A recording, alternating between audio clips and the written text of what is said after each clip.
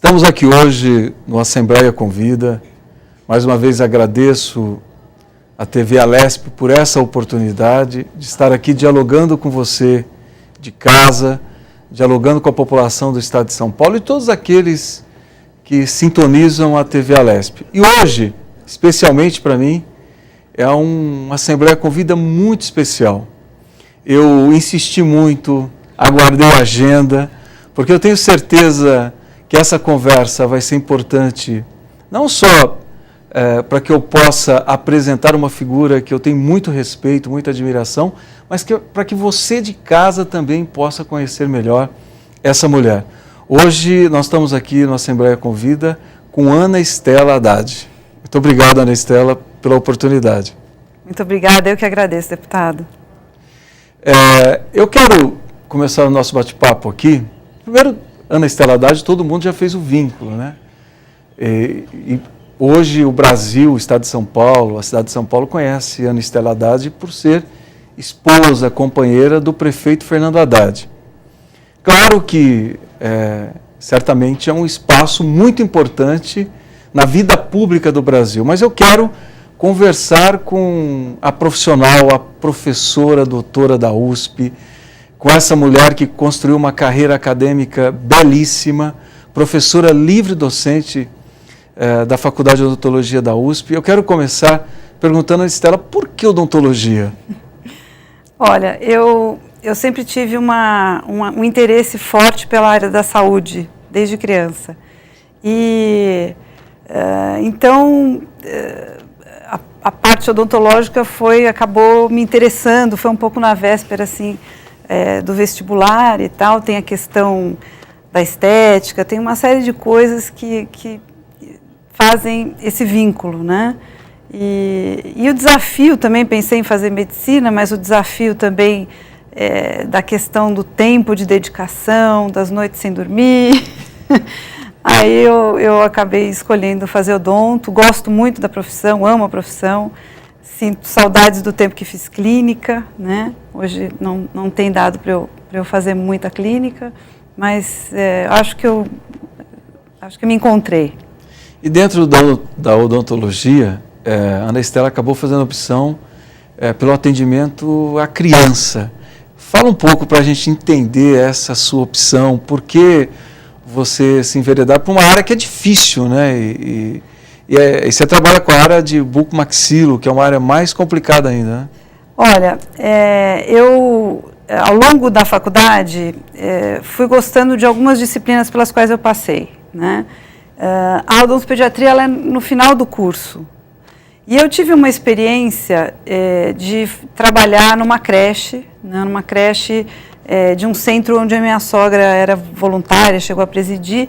E eu trabalhei nessa creche 1 ano. E eu cheguei lá, tinha um consultório e comecei a atender as crianças antes de ter passado pela pediatria.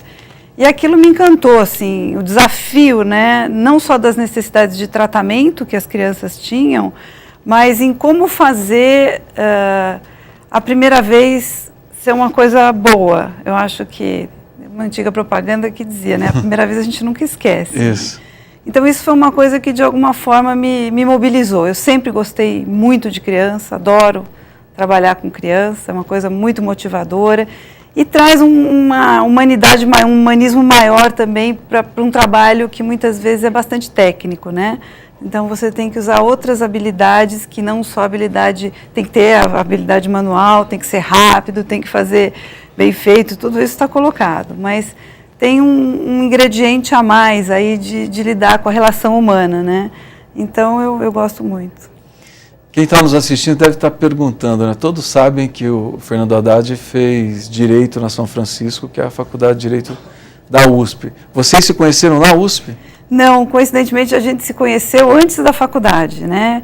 Eu conheci o Fernando, eu tinha 14 anos, e a gente se conheceu no clube, nós frequentávamos o mesmo clube. O Clube Sírio, a colônia sírio-libanesa. Você é também de descendência árabe? Então, eu quero também, Ana Estela, para a gente poder, para quem está em casa, que não te conhece tão bem, né, muita gente com certeza já teve curiosidade, já tentou entender quem é a Ana Estela, te conhecer melhor. Mas eu queria que você falasse um pouco, e eu conheci, claro, como todos aqueles que estão na vida pública, conheceram primeiro o Fernando Haddad, por ele ter sido um profissional de muito reconhecimento já na gestão da prefeita Marta, depois pelo Ministério do Planejamento, depois ministro da Educação. Mas eu comecei, além de te admirar, né, como alguém que todo o governo Lula falava da sua capacidade, né, da sua capacidade de iniciativa, eu comecei também a te admirar quando eu comecei a me interessar um pouco pelo seu currículo, né, e por aquilo, pelas suas opções, pela sua vocação. Eu queria que quem estivesse em casa conhecesse um pouco essa Ana Estela gestora, né? 8 anos de gestão, né, no governo do presidente Lula e também um pouco no governo da presidenta Dilma. Como que foi isso? Como foi sair da universidade, né, professora, pesquisadora, e ir para a gestão pública? Olha, foi um enorme desafio. Talvez o maior desafio que eu já tenha enfrentado, né? São 2 mundos que hoje transitam, né? Se transita muito e um ganha muito com o outro, mas os processos na gestão, eles são muito diferentes da universidade, né? Então você tem que trabalhar com outras habilidades, com outras. Por outro lado, é apaixonante trabalhar na gestão, né? Por tudo que, às vezes, o desenvolvimento de um programa, a formulação de um programa, você conseguir fazer um diagnóstico de onde estão os problemas e conseguir ajudar a solucionar o alcance, muitas vezes, que isso tem para a população. E eu acho que é uma coisa que a gente se envolve, mergulha. Você sabe muito bem disso, que é um gestor altamente experiente. Obrigado. Também e qualificado. Então, foram 8 anos de muito aprendizado. Acho que eu aprendi demais, tive experiências fantásticas e que, de alguma maneira, também servem de inspiração, muitas vezes, para perguntas de pesquisa, para trabalhos acadêmicos, né? Eu acho que uma coisa pode alimentar a outra e se complementar muito bem. Olha, para quem não sabe, eu vou contar aqui uma história breve. O governo do presidente Lula se empenhou muito para que nós tivéssemos uma inclusão universitária no Brasil, que o ensino superior não fosse o sonho de poucos. E quem teve essa tarefa, talvez, né, a maior tarefa, foi o ex-ministro, hoje prefeito de São Paulo, Fernando Haddad. Mas o que pouca gente sabe é que o ProUni, que é esse instrumento de inclusão do ensino superior, nasceu de um esforço, de uma formulação da Ana Estela. Eu queria que você falasse um pouco disso, porque, claro, o ministro Fernando Haddad deu a visibilidade, deu a estrutura que o programa teve, o presidente Lula quase que exigiu que o Brasil tivesse um programa como esse. E a presidenta Dilma continua incentivando muito. Mas como foi você, como gestora, pensar e começar a formular um programa como esse? Olha, essa é uma história que, claro, que a gente, na verdade, compartilhou isso. Tem muito de formulação. A formulação primeira é dele, né? Eu me inspirei numa ideia dele, sem dúvida nenhuma. Mas essa ideia dele nasceu quando ele estava aqui na prefeitura, na gestão da prefeita Marta Suplicy, e ele estava como subsecretário de Finanças junto com o João Sayad. E o que ele fez aqui, que foi uma ideia que ficou, porque eu gostei muito dessa possibilidade, foi trocar com algumas universidades privadas da cidade. O desafio era formar mais professores para a educação básica. A gente precisava que os professores, pelo Plano Nacional de Educação, tivessem nível superior e nem todos tinham. E era um desafio grande. Por conta da nova LDB, né? Por conta da nova LDB, exato. E aí, o que acontece? O ISS, algumas estavam devendo o ISS, né? O Imposto sobre Serviços, que é o imposto municipal. Então, o acordo dele foi trocar parte desse ISS por vagas para os professores poderem fazer o nível superior. E aquilo foi uma engenharia que eu guardei na cabeça, achei muito interessante. Quando nós fomos para Brasília, ele ainda estava no Ministério da do planejamento, com o ministro Guido Mantega na época, e eu estava na educação. E na educação eu comecei a percorrer o censo da educação superior, né, verificar um pouco os dados do censo da educação superior que o INEP produz, verificando que 80% do sistema naquele momento ainda era privado, a gente tinha uma taxa baixa de atendimento dos jovens de 18 a 24 anos, era só 10%, e você tinha, o que era incrível, uma ociosidade do sistema privado de 40% de vagas ociosas. E isso porque os jovens que queriam atingir o nível superior não tinham condições financeiras de arcar com o nível superior. Então, juntando esse quadro com o quadro, e eu tinha trabalhado também, eu tinha lecionado 8 anos numa instituição privada, sem fins lucrativos, então que justificava ou que compensava certa isenção de impostos da qual gozava com ações filantrópicas. E essas ações filantrópicas, que deveriam, no meu entendimento, ser em educação, portanto em bolsas, muitas vezes eram computadas de diferentes formas. Então, por exemplo, a gente prestava atendimento odontológico para a população para fins pedagógicos dos alunos, mas isso era computado também como filantropia, né? Então, tinha um buraco aí de regulamentação, né? Então, juntando aquela ideia lá do município de São Paulo de trocar ISS por vaga para formar professores, com essa ociosidade grande que tinha no sistema superior do país, sabendo que grande parte dessas instituições se colocam como filantrópicas, né? Então, por que não regulamentar essa isenção fiscal e transformar isso em bolsas de estudo? Essa foi a ideia. E aí, no começo, teve muita dificuldade de entendimento, né? As privadas logo entenderam do que se tratava e foram contra, né?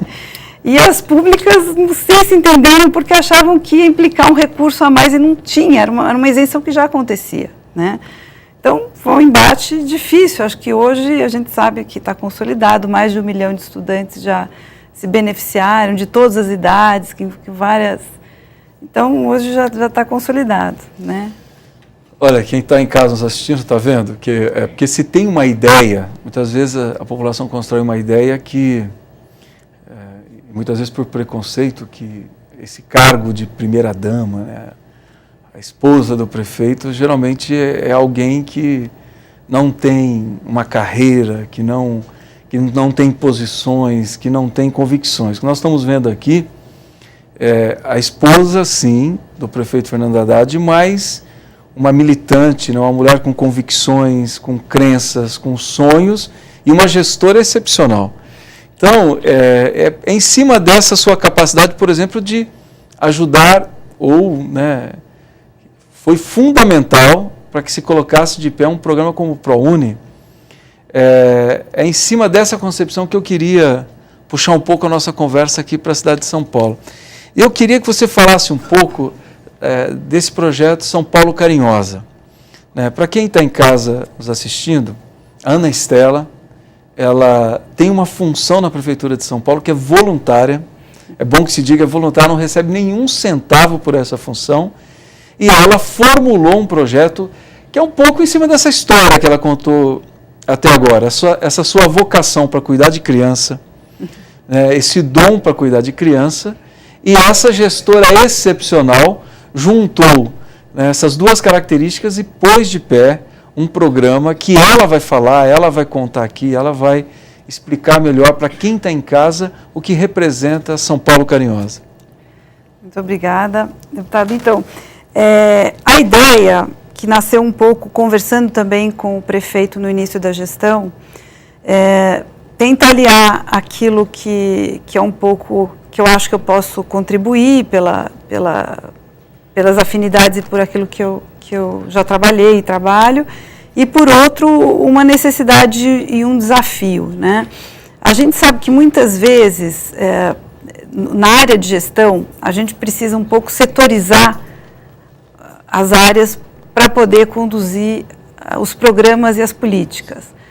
Mas, ao mesmo tempo que você setoriza para poder executar recurso, para poder fazer diagnóstico de necessidades, para poder formular programas, tem um processo, e eu acho que o senhor que já foi prefeito 2 mandatos sabe muito bem disso e já formulou muito em cima disso, a gente precisa fazer com que, ao ser endereçado para o nosso público-alvo, isso possa ser novamente integrado, né? Porque as necessidades, elas são complexas e geralmente elas não estão em caixinhas setorizadas, né? E é um desafio, né? É um enorme desafio. Porque, para quem está em casa entender, quando a gente pensa a gestão, e isso que a Ana Estela está falando não é simples, não. E é por isso que tem que ser muito valorizado. A concepção é a seguinte: cada secretaria cuida do seu quadradinho ali, cada uma cuida da sua execução orçamentária. Então, muitas vezes, uma secretaria não quer saber nem o que acontece com a outra, e muitas vezes elas disputam, inclusive, orçamento, né? E essa ideia do todo se perde, né? E muitas vezes a ideia do todo é o ser humano, é a pessoa que está lá na ponta. Né? Como é que isso bate lá, né? Como é que isso é sentido, né? Às vezes é tanto trabalho que é feito, né? E nesse caminho não fica claro, né? Então a ideia, até porque esse espaço que eu estou nesse momento não é bem um espaço da gestão direta executora, mas é um espaço que é privilegiado no sentido de buscar uma articulação das políticas sociais, né? Como é que a gente pode articular isso no território. E isso está muito alinhado com o plano de governo, né? O senhor também teve muita participação nesse plano de governo que foi vitorioso e que tem que se implementar e que está traduzido hoje num programa de metas. Então, nosso ponto de partida, sem dúvida nenhuma, de um lado é o programa de metas da Prefeitura, e do outro é uma prioridade que a presidenta Dilma coloca como nacional, que é o Brasil Carinhoso, né? Então, a presidenta já coloca a questão da infância como uma questão a ser priorizada, né? Quando no Bolsa Família se percebe que no último setor ali que faltava para tirar, o último rescaldo de pessoas ainda em situação de miséria, nós tínhamos um número grande de crianças e adolescentes, então que precisava haver um foco, porque se ressentem muito, e quanto menor a criança, mais ela vai se ressentir da situação de vulnerabilidade por maior dependência que ela tem. E aí tem uma série de estudos que mostram o quanto os primeiros anos de vida são tão determinantes para todo o processo de desenvolvimento, e mais recentemente até estudos científicos comprovam que a saúde lá na frente, né, em termos de vida, a saúde física e a saúde emocional, psicológica, ela sofre uma forte influência daquilo que a criança vivenciou nos primeiros anos de vida. Então, eu acho que uma cidade, um país e uma cidade, né, para se verem desenvolvidos, e eles precisam cuidar bem das suas crianças, né? E eu quero que você fale um pouco. Eu achei, a primeira vez que eu li sobre o programa, eu fiquei muito bem impressionado. E você falou um pouco sobre a importância da primeira infância para o desenvolvimento da saúde, para os anos seguintes. Eu queria que, até enquanto profissional, você pudesse caracterizar para quem está em casa o que é a primeira infância, e inclusive a repercussão da primeira infância no processo educacional. Explica um pouco para quem está em casa, não só do ponto de vista da faixa etária, né, da caracterização, mas, de fato, qual a importância da primeira infância para a formação do indivíduo, do ser humano? Então, a gente chama de primeira infância a faixa etária que vai de 0 até 6 anos de idade, né? Agora, para efeito do programa, a gente tem buscado trabalhar a perspectiva que começa até antes, né, num possível planejamento familiar. Quer dizer, a criança, ela já começa com uma boa condição a partir do momento que ela é desejada, que a vinda dela, que ela é bem-vinda. E a gente sabe que muitas situações hoje sociais de enorme desafio, de violência, de vulnerabilidade social, do uso das drogas, faz com que nós tenhamos muitas crianças geradas em situações extremamente adversas, que dificultam muito, né, esses primeiros passos. E principalmente o 0 a 3 anos, ele é um momento em que, por exemplo, a atividade neurológica, as sinapses, os neurônios estão se desenvolvendo numa velocidade única e maior do que todo o resto da vida. E a criança, nessa fase, ela é como uma esponja, ela capta tudo do meio ambiente. E está comprovado que ela não se desenvolve se ela não tiver interação e interatividade, se ela não tiver um cuidador responsivo, que seja flexível, que seja emocionalmente envolvido com ela, ela não se desenvolve, né? Tem um estudo muito desafiador que foi feito na Romênia. Tem um pesquisador com quem a gente teve, ele teve no Brasil, quer voltar para o Brasil, quer trabalhar conosco aqui em São Paulo. Eu tive com ele em Harvard em março, no começo do ano, um programa que a gente fez lá. E ele estudou na Romênia aquele contingente enorme de crianças e adolescentes institucionalizados. E ele mostra nos estudos dele, não só do crescimento físico, mas de toda a atividade neurológica, quando se compara as crianças institucionalizadas, que eram tratadas assim, quase que em série, numa escala, sem individualização, sem um cultivo, sem um carinho, né? Elas, tanto do ponto de vista físico, são menores, como do ponto de vista do próprio QI, o próprio coeficiente de inteligência é muito inferior, né? Agora, independentemente disso, se não for, independentemente da questão do futuro, eu acho que o Brasil evoluiu muito em termos de legislação, desde do ECA, né, do Estatuto da Criança e do Adolescente. Quer dizer, uma boa infância, uma infância feliz, resguardados os direitos básicos de saúde, educação, esporte, lazer, carinho, cuidado, são coisas que são um direito, né? A infância, por ela mesma, é um período único e que não volta. Então, eu acho que é muito importante que a gente possa oferecer para todas as crianças no país ou no município de São Paulo um bom começo, né? Um bom começo faz muita diferença.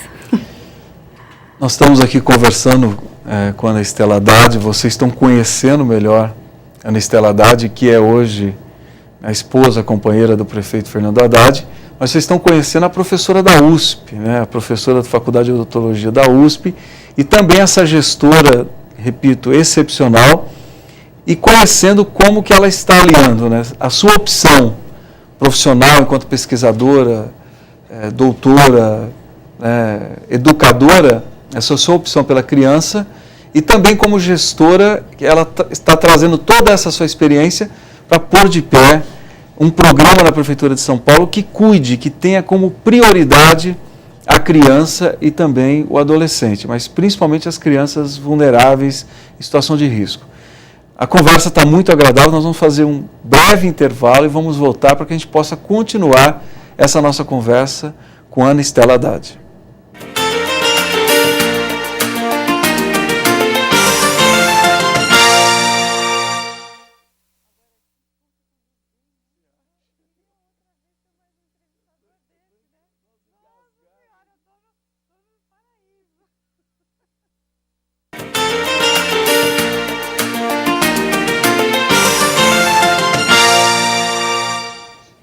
Estamos de volta com a Assembleia Convida. Hoje, com essa figura, eu falei para vocês, vocês iam gostar, tenho certeza que quem está em casa está gostando muito. Nós estamos com Ana Estela Haddad. Vocês estão conhecendo a professora da USP, professora da Faculdade de Odontologia, ela que durante 8 anos foi gestora tanto do governo Lula como do governo da presidenta Dilma, entre tantos programas, que daqui a pouco nós vamos tentar recuperar um pouco, porque não foi só o ProUni que ela ajudou a construir, tem tantos programas, inclusive hoje, do Ministério da Saúde, programas importantíssimos que também passou, né, pelo crivo, pelo senso crítico da Ana Estela Haddad. E também vocês estão conhecendo essa mulher sensível, né, uma gestora sensível, que pôs de pé aqui na Prefeitura de São Paulo o programa São Paulo Carinhosa, que é o programa que cuida principalmente das crianças da primeira infância em situação vulnerável, em situação de risco. Mas antes da gente falar um pouco mais de políticas públicas, Ana Estela, eu queria uma curiosidade, porque todo mundo lá em casa deve estar curioso, ou curiosa, né? Como que é conciliar, né, faculdade, pesquisa, ser gestora, ajudar o prefeito Fernando Haddad a conduzir um programa tão importante como esse e ser mãe, né, ser esposa, né? E a Ana Estela tem 2 filhos, tem o Frederico e a Ana Carolina, né? Um já adulto, né, que faz direito na São Francisco também, como fez o pai, e a Ana Carolina uma adolescente. Como que é, né? Você consegue conciliar tudo isso? Eu acho que essa é hoje o desafio de todas as mulheres que optam por ter uma vida profissional e ter os seus filhos e família, né? A gente tem no país ainda situações em que muitas vezes a mulher até é a chefe da família e tem que fazer as duas coisas, né? Tem que cuidar de tudo sozinha. Eu acho que não é fácil, acho que é um desafio grande. No meu caso, o desafio foi maior quando eles eram menores, foi muito difícil em alguns momentos, né? Quando eles são mais dependentes, quando a gente quer dedicar a eles tempo e, ao mesmo tempo, não pode parar se você está seguindo uma carreira, ou até pode parar e voltar, mas é sempre um dilema que eu acho que a mulher vive, né? Entre se realizar profissionalmente e ser uma boa mãe e se realizar como mãe também, porque é uma realização também, né? Hoje está mais fácil, eles já estão grandes, estão mais independentes, mas ao longo do processo, e aí ter um bom companheiro, um companheiro compreensivo, um pai que também é presente, eu acho que faz muita diferença.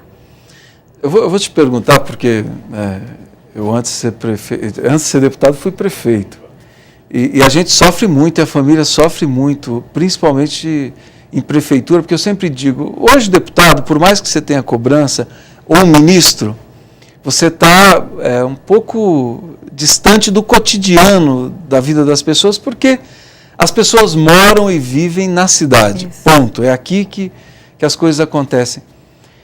Como é blindar a família? Porque o eleitorado, quando ele escolhe, como escolheu o prefeito Fernando Haddad, ele não tem a compreensão que, por exemplo, o primeiro ano de governo é um ano que você vai ajustar a máquina, que o orçamento que você está governando não é o seu orçamento, portanto, aquilo que está ali não é aquilo que você quer como prioridade, né? Que você muitas vezes tem que tomar medidas duras para ajustar a máquina, para poder preparar para a implantação daquilo que você quer fazer, porque para quem está em casa entender, o prefeito Fernando Haddad governa 2013 com o orçamento aprovado em 2012, que ele não era prefeito. Nesse orçamento não tem nenhum dos programas que ele defendeu na eleição.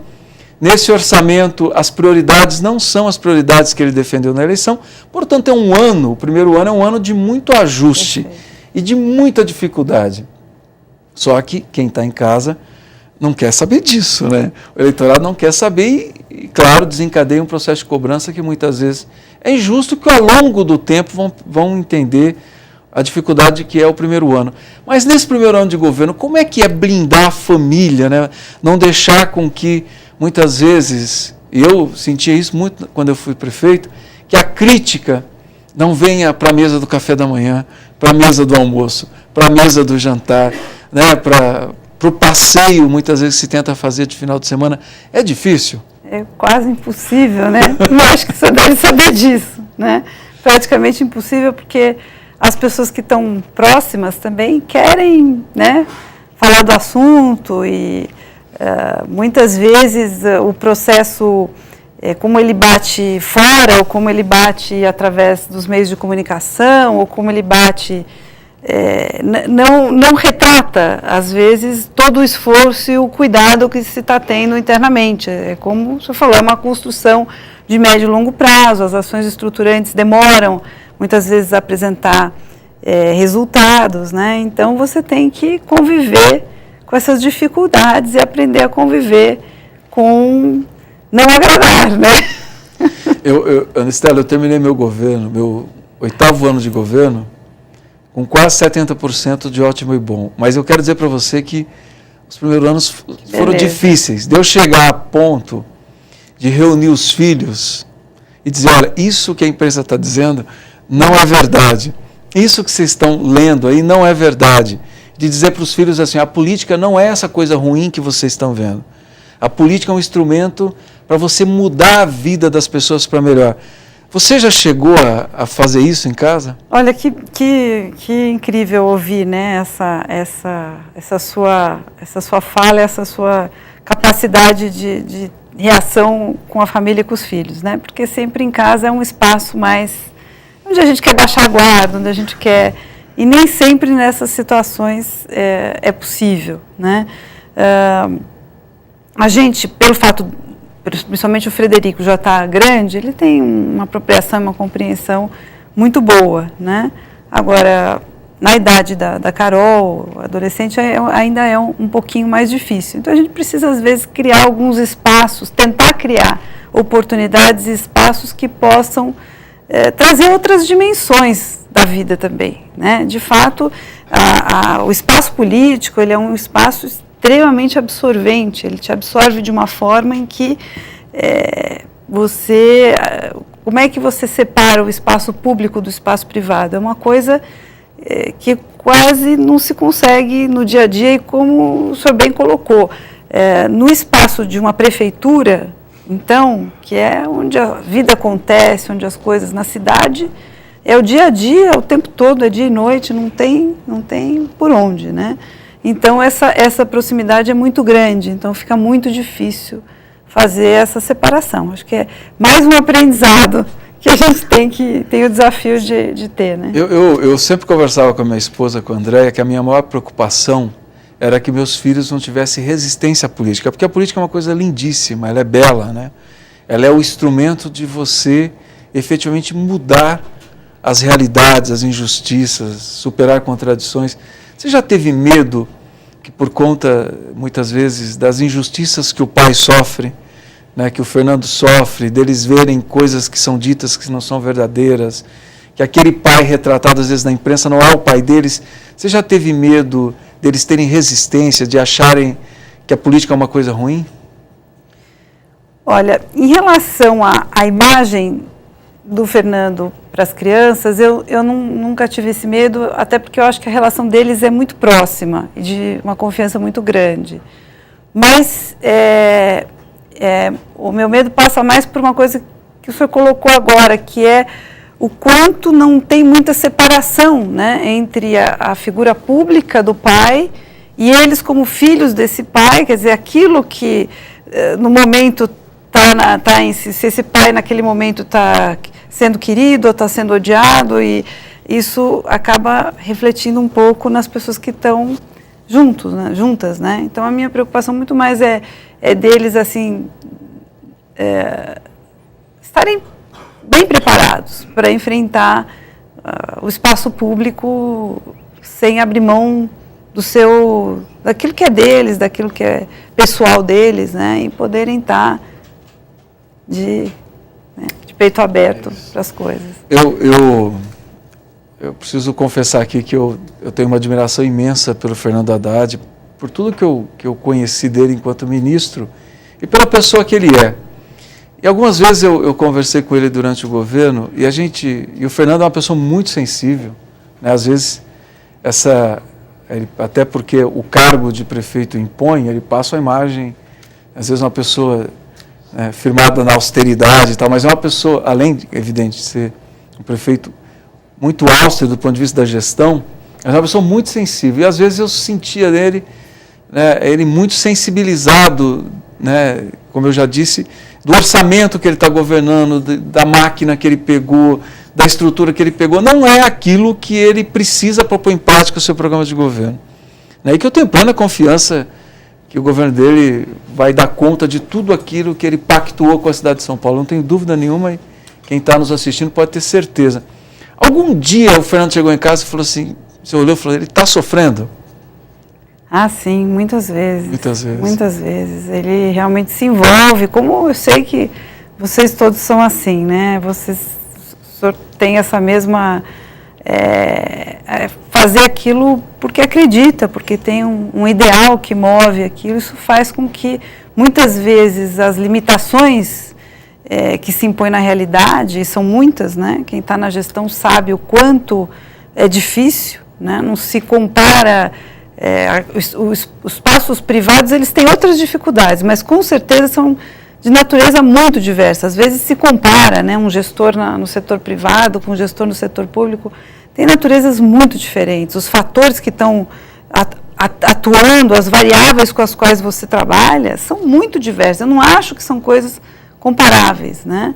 E eu acho que muitas vezes o que move as pessoas que, da forma como o senhor colocou aqui, vão para a vida pública por aquilo de ideal que existe, de possibilidades de ideal que existe para realizar, sentem isso, sentem todas essas dificuldades e muitas vezes sofrem, né? por não conseguir fazer tudo aquilo que projetam como sendo importante. E como que o Fernando recebeu o São Paulo Carinhosa? Como é que foi a reação dele? Você chegou e falou assim, olha, eu tenho um programa aqui que vai ajudar muito. A gente foi dialogando muito assim no processo de fazer essa escolha, né? Porque afinal o governo é dele, né? Então eu fui conversando com ele, sentindo que era uma coisa que ele falou para mim, olha, o nosso maior nó crítico ainda é o 0 a 3, o 0 a 3 anos, porque nós temos hoje uma fila, né, de crianças aguardando, de bebês aguardando a creche, né?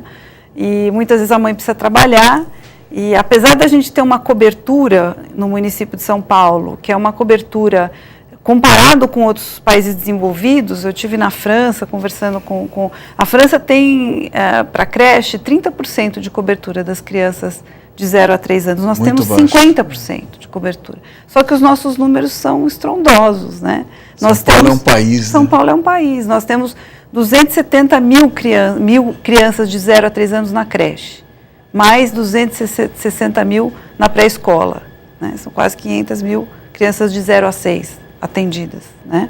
Mas a gente tem uma necessidade maior que essa. E tem outro desafio, porque a gente precisa construir muitas creches, a gente tem trabalhado com a questão do convênio, mas nós estamos numa janela em que hoje nós temos um contingente de nascimentos, 169 mil, 170 mil nascimentos na cidade de São Paulo em 2012, que daqui a 5, 10 anos vai cair. Então, o número de vagas que nós precisamos hoje, ele vai agora começar a decrescer. Então, nós também temos que olhar fazer no curto e no médio. Tem um planejamento que tem que pensar a longo prazo também, dos investimentos que vão ser feitos e de como é que eles vão ser aproveitados depois para atender de acordo com o que for a necessidade, né? Vocês estão vendo a capacidade da gestora projetar, né? Não é fácil. E é sobre essa gestora que eu queria voltar um pouco. Como é que foi trabalhar com o ministro Padilha na saúde? Então, ele é incansável, né? Toda a equipe sempre falava assim, para ele não tem fim de semana, não tem... Ele está sempre ali, bastante ativo, gosta de estar na gestão, tomar as decisões na gestão, mas gosta muito de ir a campo, de estar com as pessoas, de visitar, ver o que está acontecendo, gosta de lidar com as pessoas, né? Então, ele também é um gestor e uma pessoa pública muito preparada. Eu queria que você falasse um pouco dos programas que, para quem está em casa, te conhecer melhor, ainda mais, dos programas que você ajudou a desenvolver no Ministério da Saúde. Então, no Ministério da Saúde, eu trabalhei na área que o nome é Gestão do Trabalho e da Educação na Saúde, que é o que antigamente se chamava da área de recursos humanos, né? E a minha área foi a área da formação e da educação permanente, a política de formação e educação permanente dos profissionais de saúde. Essa é uma área que até algum tempo atrás não existia na saúde, embora na Constituição, no artigo 200, esteja colocado que cabe ao SUS ordenar a formação dos seus recursos humanos, quer dizer, você precisa ter uma formação dos profissionais de saúde que dê conta de trabalhar dentro da lógica. Eu sei que o senhor é muito envolvido e fez muito pela saúde, gosta da área da saúde, sabe a complexidade e o desafio que é um sistema de acesso universal como o SUS, né? A formação continuada é a maior herança que o serviço público pode deixar para a prestação de serviço. Você pensa assim também? Sem dúvida nenhuma. A formação continuada e a educação permanente, que é um conceito muito cunhado, foram brasileiras, que hoje é um conceito na saúde na América Latina colocado, mas é uma forma de trabalhar no serviço de saúde, né, em que você está sempre procurando trabalhar em equipe. O trabalho do profissional de saúde não pode ser um trabalho isolado, nem do médico, nem dos demais profissionais. Então, desde a formação isso precisa estar colocado e nem sempre essa ênfase é dada durante a formação. E no processo de trabalho, ele tem que incorporar o local de trabalho como um local de reflexão e educação, né? Se produz educação, se produz conhecimento quando a gente trabalha na prática e quando a gente trabalha em equipe, quando a gente identifica os nós críticos no processo de trabalho e tenta melhorar e aperfeiçoar esse processo de trabalho. Só que isso precisa ser feito sempre no grupo. Todos precisam estar dispostos para que isso aconteça. E você acha que os municípios entenderam a importância da educação, da formação continuada e de investir no servidor como um patrimônio da melhoria da prestação de serviço? Porque, eu digo isso como prefeito, porque eu via muito a dificuldade de outras prefeituras entenderem a importância do investimento no servidor, no prestador de serviço. A gente tem desafios que são muito grandes ainda, não só a questão do investimento no servidor, mas a própria questão dos gestores. Em grandes municípios, na maioria dos grandes municípios, muitas vezes você tem gestores que têm uma trajetória, ou que se formaram para aquela atividade, que têm conhecimento. Se você pegar os 5.563 municípios, 64 municípios no Brasil, principalmente em municípios pequenos, tem muitas pessoas que entram na gestão e tem pesquisas mostrando, por exemplo, que os gestores de saúde, muitos não têm apropriação, não fizeram um curso superior ou não se apropriaram das questões próprias da saúde, da legislação que rege o sistema. Então, as dificuldades são de toda a ordem, né? Então, a gente tem que caminhar. O Ministério atua nessa área, procura fazer programas em larga escala de capacitação e formação de gestores também, especializar os gestores, porque é uma área, como o senhor colocou, é uma área de conhecimento. A gestão, ela é uma área que tem muito conhecimento e que, né, você precisa se formar. Muitas vezes o gestor vai se formando no processo de trabalho, aí quando ele está bom, ele já está saindo, né? Então... Ana Estela, tem o grande embate, talvez, ou o maior deles no último período foi a questão do Mais Médicos, né? E é um programa que vem ao encontro, é um socorro, né, das dificuldades que os gestores estão encontrando de contratar médicos diante da expansão dos serviços, né, que nós tivemos no último período no Brasil. E você foi uma das responsáveis, talvez a principal responsável, de criar a porta de entrada permanente, né? Para que nós tivéssemos sempre médicos não formados no Brasil ingressando no sistema. Fala um pouco do Revalida. O que é o Revalida para que quem está em casa possa entender? O Revalida é o Exame Nacional de Revalidação dos Diplomas Médicos. Ele é conduzido pelo INEP, que é o Instituto de Pesquisas, Estatísticas e Avaliação do Ministério da Educação. E ele foi construído e desenvolvido numa parceria entre o Ministério da Saúde e o Ministério da Educação. Então, a situação que nós tínhamos antes desse exame é uma situação em que a revalidação de diplomas de médicos formados no exterior, ela é uma atribuição das universidades públicas. Então, as faculdades de medicina estão habilitadas a revalidar os diplomas. E como é que esse processo até então era feito predominantemente? Ou algumas aplicavam provas, exames, e outras faziam esse estudo de equivalência curricular. Então, se abre um processo que vai tramitar e você vai analisar disciplina por disciplina, a carga horária, os conteúdos, e como é que esse candidato teve, né? E muitos reitores chegavam a dizer que se sentiam muito inseguros de revalidar depois de um processo desse.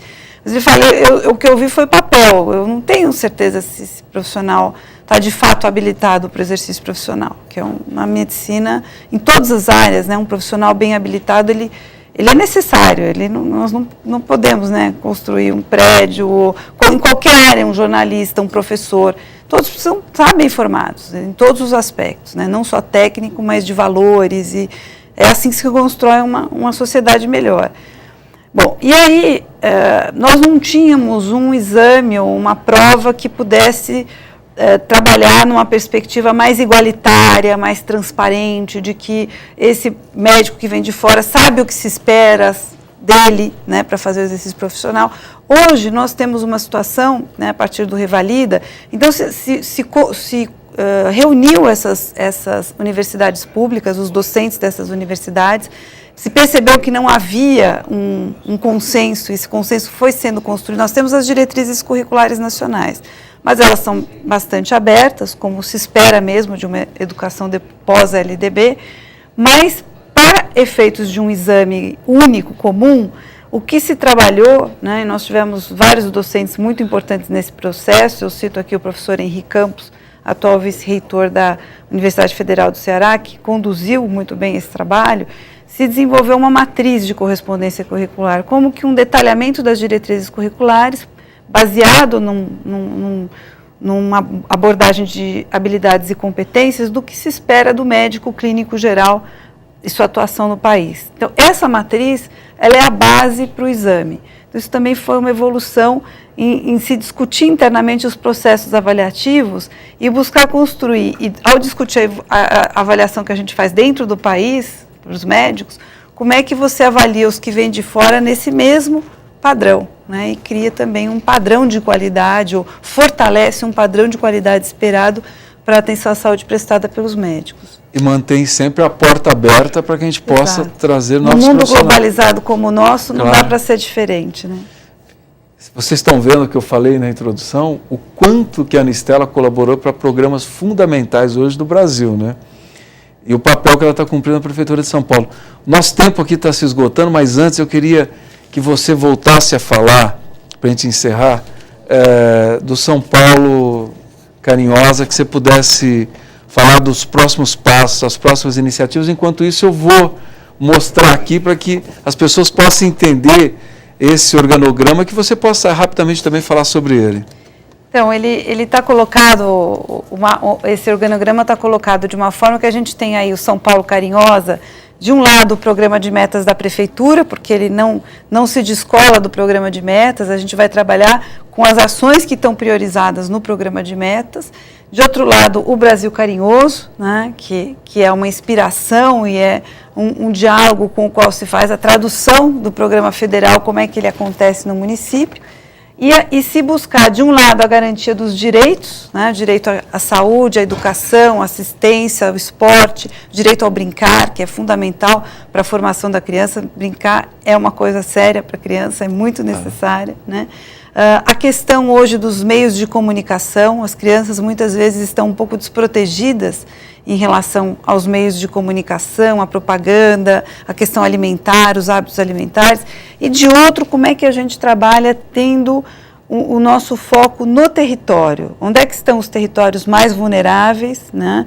E aonde as políticas públicas ainda precisam se fortalecer e chegar mais, aonde a população precisa mais. Porque a política pública, muitas vezes, ela vem para corrigir as inequidades, né? Por isso que um bom começo para todo mundo, em vez de corrigir, a gente tenta construir desde o início.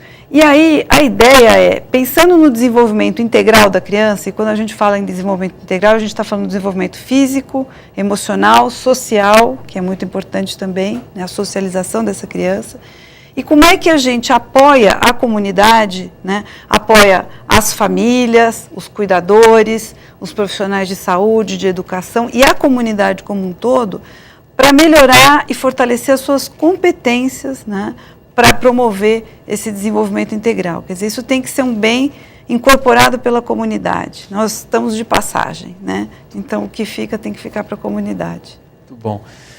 Anistela, você viu que o tempo voou aqui, né? Eu quero agradecer muito a sua disponibilidade, de estar aqui conosco na Assembleia Convida, na TV Alesp.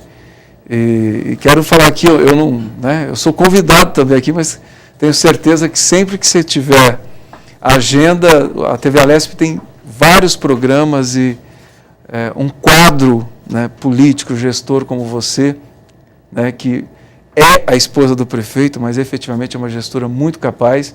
Certamente o espaço da TV Alesp está aberto aqui, o espaço está aberto para que você efetivamente possa mostrar a todo o povo de São Paulo e a toda a população do Brasil essa capacidade, né, essa sua capacidade de formulação e aquilo que você pensa e os seus sonhos, né, aquilo que você busca enquanto figura pública hoje. Eu quero agradecer muito a oportunidade que você nos deu hoje. Eu é que quero agradecer imensamente também essa oportunidade.